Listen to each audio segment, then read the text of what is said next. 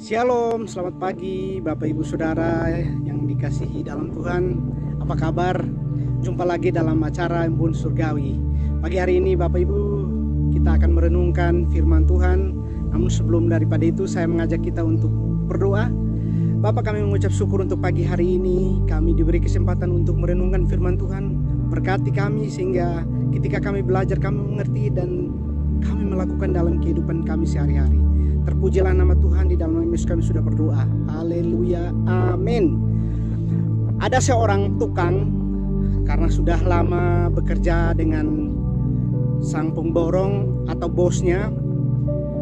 Suatu ketika dia mengajukan permohonan untuk pensiun dan beristirahat, tidak mau jadi tukang lagi. Dan dia mengajukan itu kepada bosnya atau pemborongnya. Kemudian pemborongnya itu berkata kepada tukang ini, boleh, tapi ada satu syarat yang harus dipenuhi oleh tukang ini. Nah, kemudian tukang ini bertanya apa syaratnya. Lalu kemudian pemborong ini berkata bahwa kamu bangunkan satu gedung yang mewah buat saya. Tidak berkata banyak tukang ini, lalu kemudian mengerjakan gedung ini, gedung yang bagus, megah. Dia mulai mengerjakan gedung ini.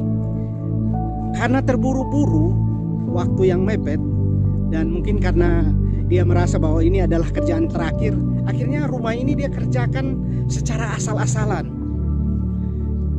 Setelah mengerjakan gedung ini, kemudian dia memberikan laporan kepada majikannya. Ketika majikannya tahu, majikannya kemudian tersenyum dan berkata kepada tukang ini, rumah ini buat kamu. Rumah ini dihadiahkan untuk tukang ini. Begitu menyesalnya tukang ini ketika mendengarkan kata-kata dari majikannya. Di mana kata-kata majikannya? Rumah itu buat dia. Ternyata apa yang terjadi Bapak Ibu Saudara?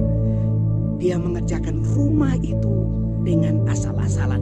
Dia mengerjakan rumah itu dengan tidak sesuai standar yang harus dikerjakan. Bahkan rumah itu tidak memenuhi standar.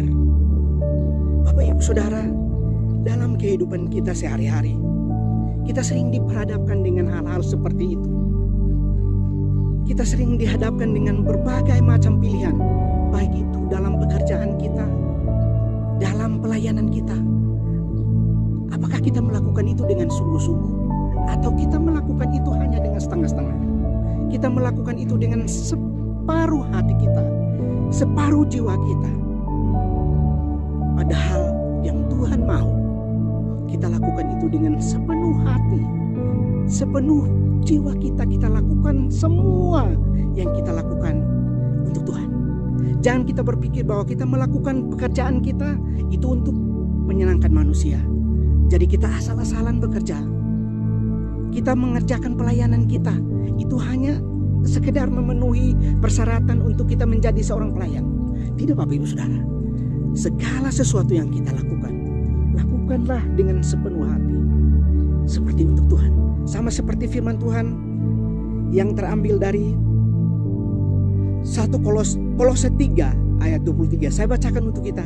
Apapun juga yang kamu perbuat, perbuatlah dengan segenap hatimu seperti untuk Tuhan dan bukan untuk manusia. Kiranya firman Tuhan ini membawa kita dan kita mengerti bahwa hidup ini kita lakukan bukan setengah-setengah, bukan asal-asalan, tapi lakukan semua ini dengan sepenuh hati. Tuhan Yesus memberkati kita semua.